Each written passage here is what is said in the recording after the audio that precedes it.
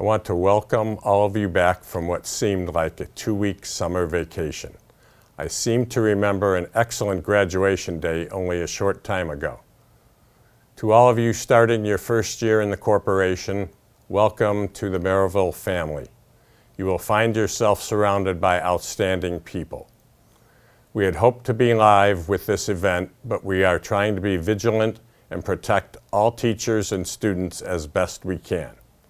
This is a reminder that we still have challenges related to the pandemic to be concerned about, but we cannot let those challenges interfere with our education process. I want to remind you to keep up the great work you have been doing with these challenging times the last 2 years. We all know how difficult it has been. Some good has come out of this, though. I like this type of gathering and virtual learning. However, the legislators have cut back on the use of virtual learning 3 days per year. Why would the legislature help us ever? They are always looking for ways to control school corporations, even if it is something that works and helps the learning process. As is customary, the board has toured all the schools and they are in excellent condition. Our thanks to all those employees who worked to prepare the schools for our first day. We have also worked hard to make sure the schools are secure. I ask you all to stay watchful to help keep schools safe. This includes watching those students who slip through the cracks. We all have this duty. Since this is my 30th year on the board, I decided to look back at my board agendas from back then. Guess what? We were doing school construction.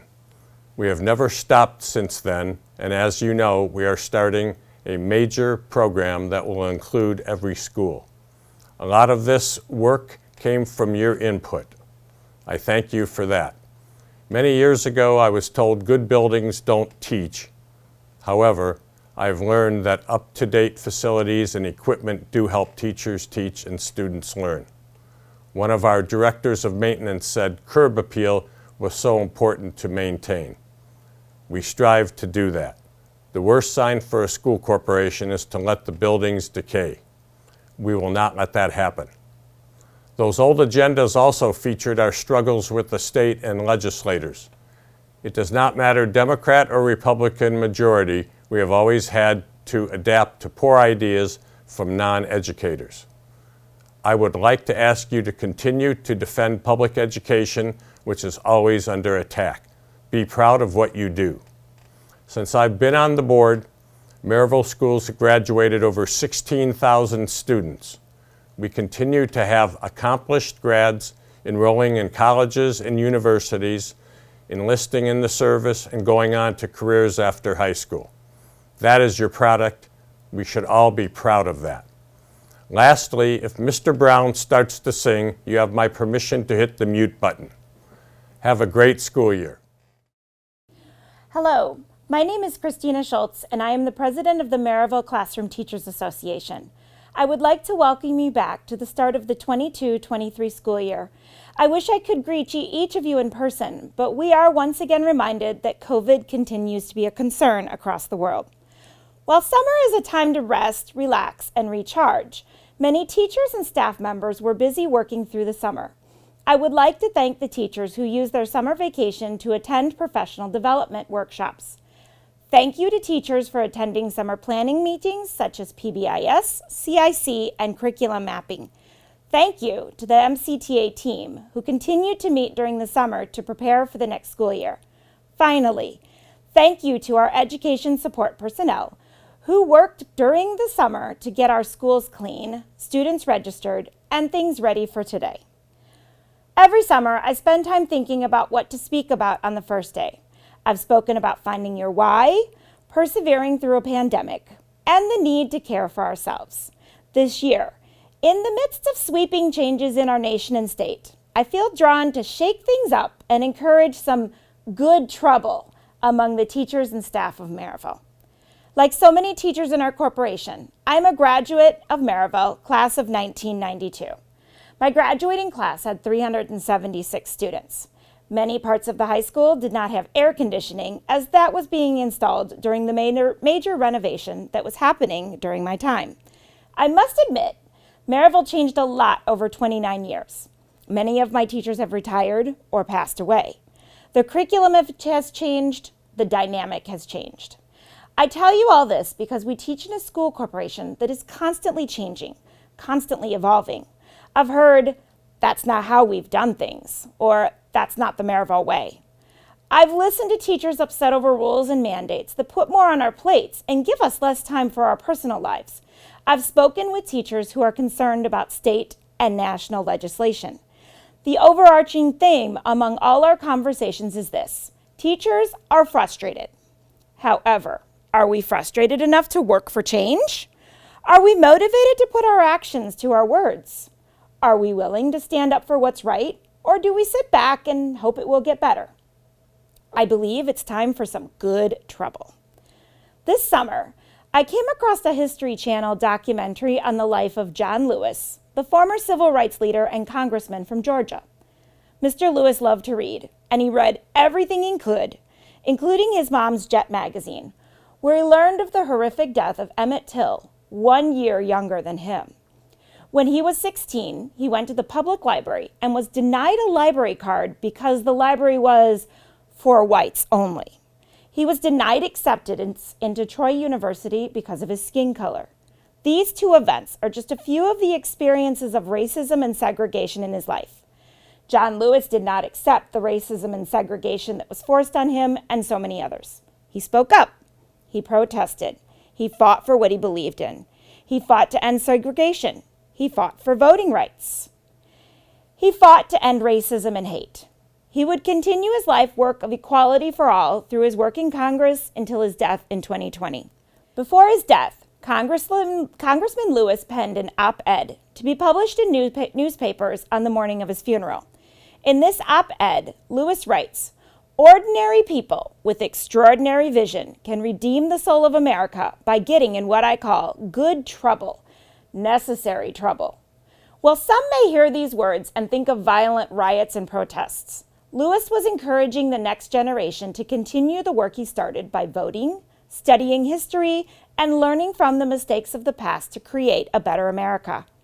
He encouraged Americans to continue to stand up for what they believe is right and just. Over the past 3 years, we've seen many changes in America. Teachers were heroes teaching through a pandemic. Suddenly, the tide changed, and we are now the villains, allegedly teaching historical untruths and indoctrinating young children just because we want to teach them social and emotional coping skills. The legislation of the Supreme Court caused a huge stir this past summer and got many people riled up. I was rather passionately speaking to a friend about the frustrations with Indiana legislation. I'm not sure what I was hoping to get out of the conversation, but my friend finally said to me, "Yes, it's frustrating, but what do you want me to do about it?" You may have heard these exact words in your conversations. At one point, I was that person. Things happened that would frustrate me, but I would sit back and I'd watch it happen. I didn't speak up. I didn't want to rock the boat. What could I do about it? I'm just one person. I was finally encouraged by a co-worker to, as Congressman Lewis stated, get into some good trouble. Good trouble is about creating change. Good trouble is trying to change what doesn't work. Good trouble is speaking up when injustice happens. Our current generation of youth have learned this very well. They see a wrong and they use their voices to try to make it right. If our youth can work to make things right, why can't we? Why can't we make some good trouble? If we don't like a policy, then let's work to fix it. If we believe our students deserve more, then let's push for more. If we don't speak out for our students and what we believe is right, then we become complicit with agreeing to the status quo.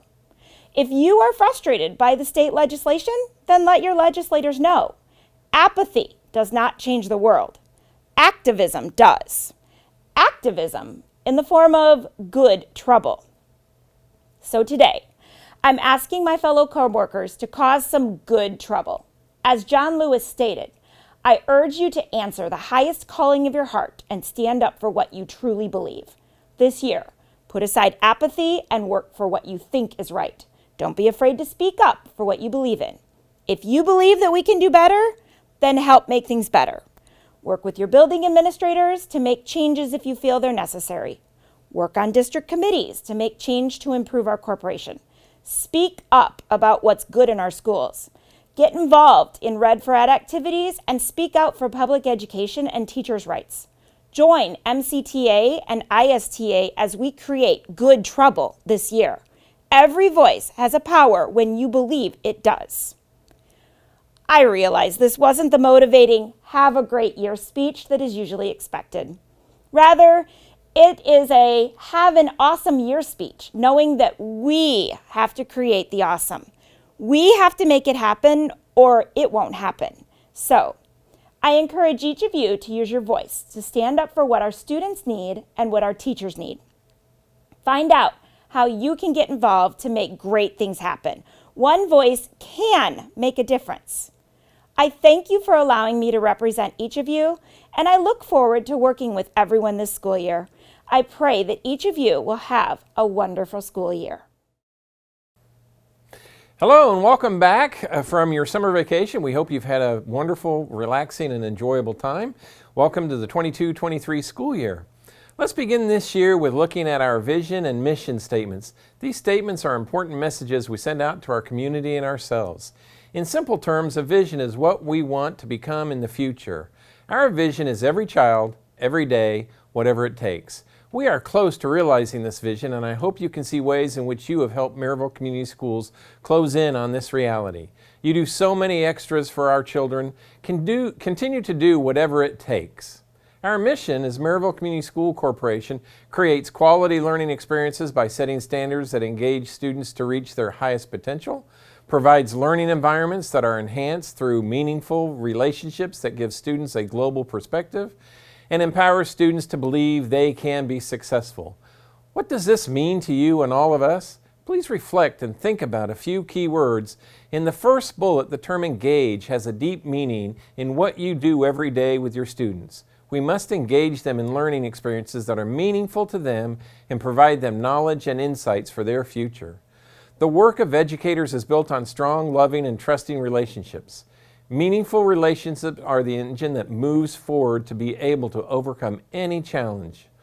Learning occurs when a child feels safe, invited, and trusts the adult to support them. Your diligent work to first build that trusting, caring relationship pays huge dividends through the year in learning. Outcomes. The last bullet talks about students believing in themselves. We must believe in our students so they can believe in themselves. High expectations are contagious, and I ask that you maintain high expectations for your students and support them in reaching those expectations. As with all of you, the administrative team has been working hard to prepare for this school year. Each principal and assistant principal with members of the district administrative team have been participating in several important professional development and planning workshops. I thank them for their time away from their families to invest time and energy in how we best support you to support our students. They have participated in training on PLCs and pursuing educational excellence with equity in mind.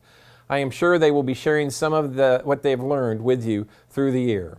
We are continuing the work we have been doing for the past few years. We are strengthening our commitment to a professional learning community, reflecting on how we meet the needs of all our students no matter their readiness or ability when school begins, providing all students at all levels opportunities to grow and learn at high levels. There is nothing new to what we are doing. We are just doing it better and smarter and more efficiently. Exciting news for this school year. As you know, we are working on $140 million worth of upgrades, renovations, and additions to our buildings in the district. Our buildings will be upgraded and renovated throughout the district, and every building will be touched. This $140 million funding will not increase any of the tax rate in the debt service. We thank our board for their diligence and strong leadership to provide us with this opportunity.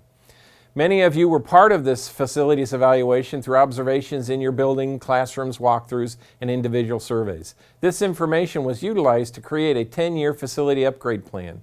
This plan highlights immediate needs and the ability to renovate, add spaces to buildings, and to better meet our needs of our students. And we are starting to work this work already. Examples of some of this include new roofs at Filer, Iddings, and Sauk this year, replacing univents at Iddings, which will begin in the fall. Wood and the high school have roof repairs that were done this summer. We are looking at HVAC work at Filer. We've replaced 3 boilers. We've added faces in school social work offices for staff. MIS will have its football field repaired so it can be used by our community and our PE professionals. Filer had 3 boilers replaced, which I've already mentioned. The planetarium was upgraded with new projection system and software. Many of you have already experienced this new program from this upgrade. As we move forward, we're also adding a brand new career technical education building to the high school. This CTE addition will help our students get stronger and better at these professions. There is an example of the CTE building that is being projected for you to review. It is a drawing, an example of what it may look like when it is complete. The football stadium at the high school needed some major renovations and repairs due to water damage over the years. We will be doing that and completing that this fall. LED lighting for all exterior parking lots, lighting throughout the district will be done.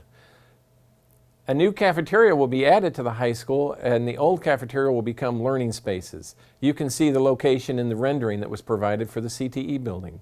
Renovations and upgrades will be made to the Reinhardt Auditorium. Miller will have a multi-purpose room and a cafeteria upgrade. All buildings will have upgrades in mechanicals, plumbing, electrical components of the buildings.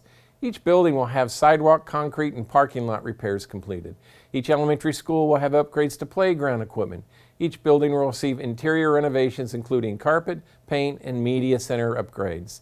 Each building will be changed over to LED lighting, and the exterior will be started this summer.